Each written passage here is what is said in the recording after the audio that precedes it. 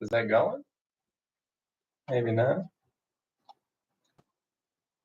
Oh, maybe it's not. Is it working? Live over here, live over here. Hold on 1 second. Let's get live on Facebook.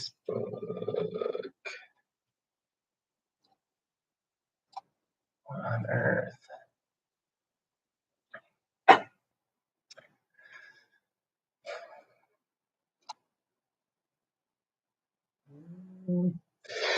Thank you guys for joining us on Instagram and on YouTube Live. Appreciate that.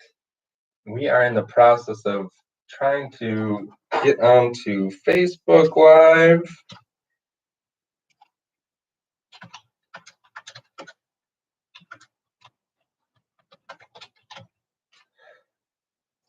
And we should do that in just a second. It's this camera issue on there. Oh my goodness. Huh. I don't know what's going on there. Well, I guess we'll just do a YouTube and Instagram Live. So let's get this situated. We'll figure out Facebook at another time. For now, welcome guys. Thanks for joining us. My name is Dr. Callan Stittelberg from Trillium Spinal Care. What I'm going to be talking with you about tonight is anxiety. We're going to talk about the relevance and why it's important. We will be covering things that you can do to help manage it and how we can improve our overall health and wellness by way of managing anxiety and or stress in a positive way. Also, stay tuned for at the end, we'll be drawing 4 lucky winners, count them 4, to win a free gift card to the chocolate shop here in Manorville, Minnesota. And they ship their chocolate to anywhere in the U.S. and in a lot of places overseas that aren't part of the U.S. But and they have a no melt guarantee. It's the real deal. It's all hand dipped chocolate, and yeah, they don't mess around. So we will be giving away 4 $10 gift cards to the chocolate shop. So stay tuned for that. Also, share this video if you would like to be entered to win one of these chocolate shop gift cards. Now, for starters, let's maybe talk a little bit about what anxiety is. Anxiety would be like a heightened sense of stress. And if it just kind of continually increases and doesn't have anything that's going to bring that stress down, that's what's going to cause our anxiety. So what we have to figure out is what is causing that anxiety, and that's somewhat things that we'll talk about tonight. But if we don't do anything to manage that stress, that anxiety will take over. So it's especially relevant for a time like today, because looking at some statistics here from the Mental Health of America, basically they gather a bunch of information. People self-report on different mental health issues, and they have screening things online, so you can find resources in your area. But it's a really good way to track kind of what our mental health in America looks like. It's kind of well, it's not shocking, but it is. I mean, it's not surprising given the COVID-19 pandemic and all that sort of stuff, but it is concerning, definitely, just the numbers that have spiked. So if we're looking at, so just from January to September of 2020, 9 months of 2020, there was a 93% increase compared to all of 2019 for people who took the anxiety screens.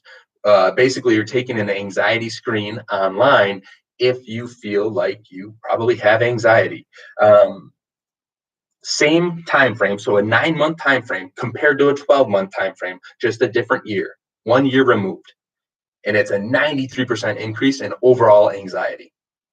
The same time frame we're looking at, a 62% increase for depression screens.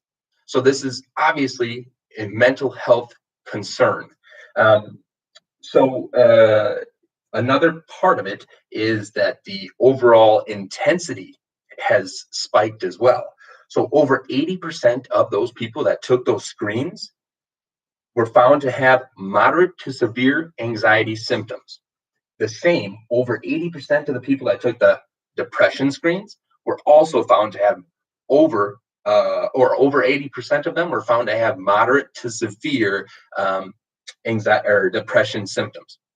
Um, oh, thanks for commenting, Tiff. Yes. Cannot figure out the Facebook screen or Facebook Live at the moment, but hopefully I'll be able to get that figured out. Maybe I'll also have to.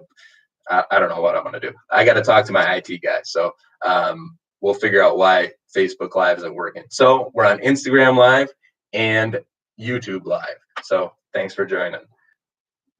So then the other concerning trend is that it's the youth that are disproportionately affected. So that age group of 11 to 17 has spiked by essentially it went from being somewhere in the 20% region to 37%. So basically, it's increased by a third. Many of the other age groups stayed pretty similar in terms of where their anxiety and depression levels were and where their overall mental health was. But the youth, that 11 to 17 age group, spiked dramatically. So that's something that, if you have kids, you have to pay attention to, because, I mean, if you're reporting signs of depression and anxiety, along with there was spikes in bipolar issues, all these sort of things we should be aware of if we have kids, especially in that 11 to 17 age group, where they would typically be used to playing with their friends and seeing people and doing that sort of stuff. And now all of a sudden, they're not allowed to do that. They've been locked down for, much of last year, and that has residual effects. So it's something we should definitely be aware with.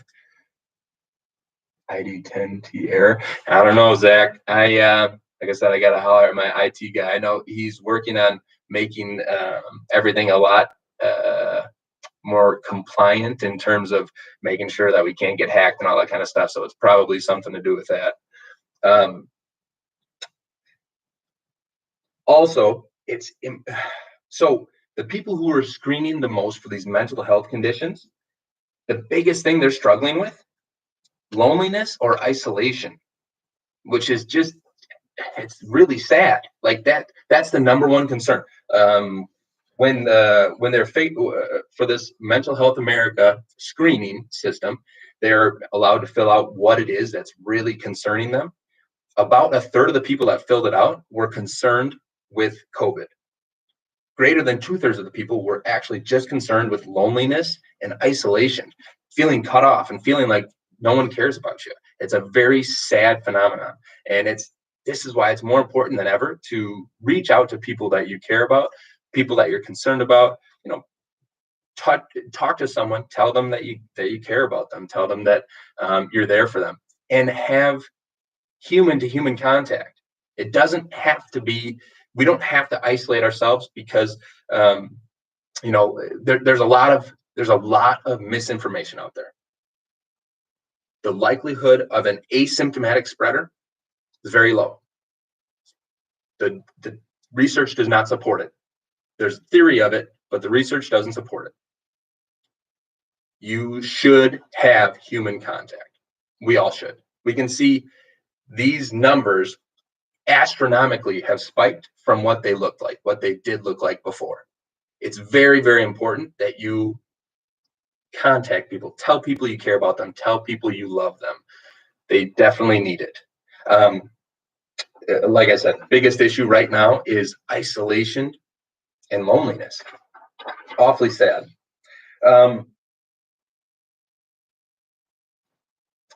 Here's another one. So from this January to September 2020 timeframe, 66% of the people who screened positive for moderate to severe for a mental health condition have never received a mental health diagnosis before. And 61% have never received any form of mental health treatment or support. That's alarming. That should be concerning to anybody. That is an unprecedented spike. This has only been around, the screening software has only been around since 2014. But we also know that, if we're measuring 2020 or 2012 anxiety levels, if we compare them to the anxiety levels of 1950, they're at the level of someone who's being treated for psychosis in a mental hospital.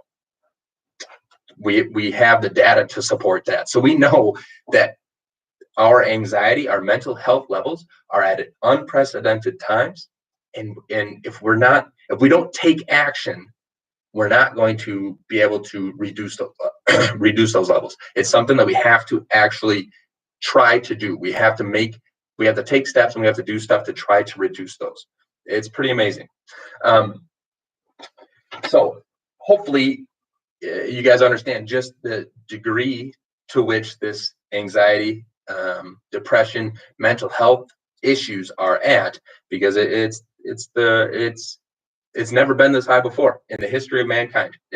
I guess I should say in the history of anyone keeping track of it. It has never been this high, and we've got hundreds of years of data. So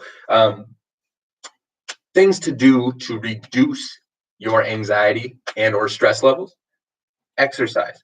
That's a huge one. If you get out and you exercise, you reduce those cortisol levels, you increase those testosterone levels, you allow the body to rid itself of that angst that it's feeling. Like I said, human contact.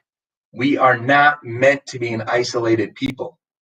We're supposed to interact with one another, even if it's at the grocery store and someone has a mask on, and maybe you have a mask on, maybe you don't. Depending on where you're watching this from, you're maybe told that you have to wear a mask no matter what, or maybe you're told it's not. It's up to you. So regardless of whether you have a mask on or not, if you're at the grocery store and you see someone, say hi to them, nod at them,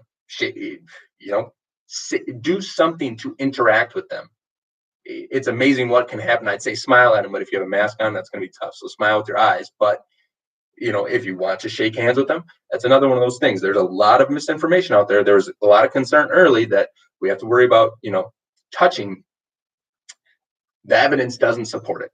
It's an aerosol disease. So biggest thing you can do, make sure and have communication with other humans for your own good and for the good of other humans. Getting outside, huge thing. Be outside in the natural light, it's beautiful outside right now. Go outside, walk barefoot. You'd be amazed at what it can do for you. It's a little thing called grounding, but it can make a huge difference. Getting adjusted. Now, also eating healthy, definitely. But then the last thing I want to talk about is getting adjusted. If we look at what stress is, it's this heightened sense of, let me take a step back. If you look at the nervous system, for instance, there's two branches, right? There's two major groups. You've got the parasympathetic and the sympathetic nervous system. If we have a heightened sympathetic response, it would be like if there was like a bear in this room over here. That would be like a heightened stress response from me because there's a bear over there. That would be that sympathetic nervous system. That'd be that fight or flight. Now, on the other side, if you're in a very deep sleep, that would be like your parasympathetic nervous system. That would be your rest and digest. Now, in the top part of the neck here, that's where part of our parasympathetic nervous system is located. If we have a misalignment up here, it will disproportionately affect the parasympathetic nervous system versus the sympathetic chain, which is down here. It's very important. If we have a misalignment, we can do all sorts of different things. If we're eating healthy, if we're exercising, if we're getting outside, if we're doing all these things, if we're saying hi to people, all those things can help to reduce that stress. But if we don't get this corrected, our body is going to be limited in just how low it can reduce that stress. That's why it's very common for people to have a misalignment, report issues with anxiety, with stress, and not knowing why. they just feel like they can't relax. They feel like they can't get that deep sleep. All those things are interrelated. So that's another reason why getting adjusted, especially if it's a specific upper cervical adjustment, can have a huge impact on your overall well-being in terms of stress, anxiety, and that sort of thing. So if you have any questions about that, please let me know. I'd be happy to expound on that further. And thank you guys for paying attention. And what I'll do now is do a drawing for, like I said, we've got 4 gift cards to the chocolate shop. And so let's find out who our lucky winners are. And then, of course, share the video and let us know that you shared it, whether it's on Instagram or YouTube. And then we'll figure out what we're doing with Facebook here. But share the video, leave a comment letting me know that you shared it. That way we can get you entered in to win when we do our next drawing. So first winner of the gift card, Amanda Curry. Congratulations. Appreciate you for sharing this. Our second winner, Nancy Merton. Congrats, Nancy. Thank you for sharing our health talk. Our third winner, Mins Anna. Thank you, Mins, for sharing. Here we go. Watch, Neville's probably cheated again. Oh, hey, Dr. Oram, Nate Oram. Thank you for sharing as well.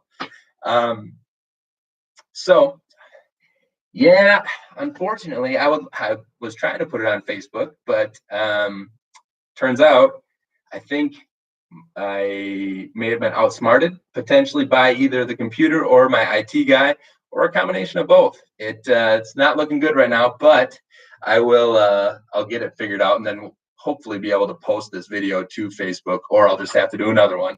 But thank you guys. So go ahead and share this. Let me know if you have any other questions, which is similar to a user error. Yes, yep, definitely. I would say blame it user error, pretty high likelihood. But like I said, first time ever on YouTube Live, so figured that out.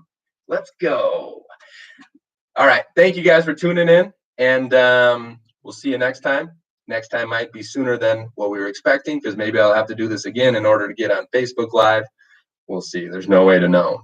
Now, let's see if I know how to sign off. She want to end your live video? Yes. And thank you guys for tuning in. Your stream will stop immediately and you'll no longer be live.